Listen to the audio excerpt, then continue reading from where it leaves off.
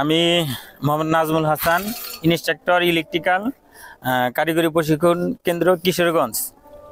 আমি আজকে তোমাদের সোলার সম্বন্ধে, আমরা আসলে সোলার কেন ব্যবহার করা হয় আর সোলার কিভাবে কাজ করে, সোলারের যে বিভিন্ন পার্টস পাতি আছে, যে প্যানেল আছে, কোন টেকনোলজি ভালো, কোন প্রযুক্তি ভালো, এই সম্বন্ধে আমি তোমাদের সংক্ষিপ্ত একটা ভিডিও কিন্তু দেখাইছি, মানে বাস্তবে তোমাদের দেখাইছি। আর আমাদের আসলে নদীমাতৃক দেশ বাংলাদেশ, এ জায়গায় পাহাড় আছে, পর্বত আছে, মানে আমরা যে জাতীয় যে গ্রিড আছে এটা কিন্তু সব জায়গায় ওইরকম পৌঁছায় নাই।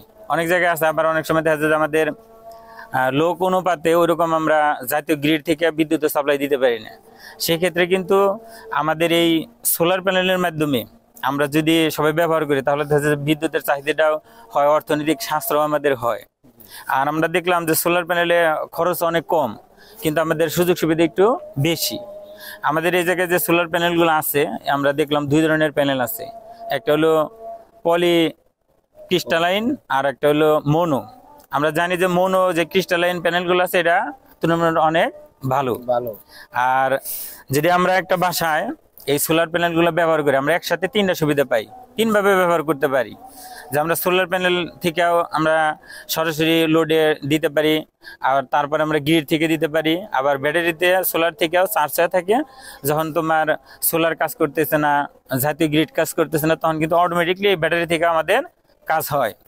আর আমরা এটা 25 বছর যাবত এই সোলার প্যানেল যদি আমরা একটা প্যানেল স্থাপন করি, সর্বোচ্চ আমাদের সার্ভিস দেব 25 বছর।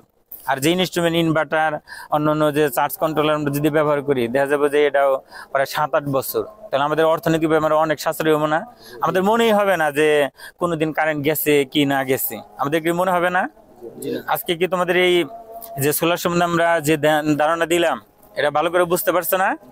সোলারের গুরুত্ব সম্বন্ধে আমার মনে হয় যে তোমরা চতুর্দিকে সবাই বলবা যে আসলে সোলার আমরা কিভাবে কাজ করে দেবো। অনেকে কিন্তু জানেই না। বাসায় একটা সোলার যদি 50 টাকা লাগাও, দেখা যাবে যে 24 ঘন্টা একটা একটা সার্ভিস তুমি পাইতেছো। তাহলে এই গুরুত্বের কথা সবাই আলহামদুলিল্লাহ বলবা। হ্যাঁ, ঠিক আছে।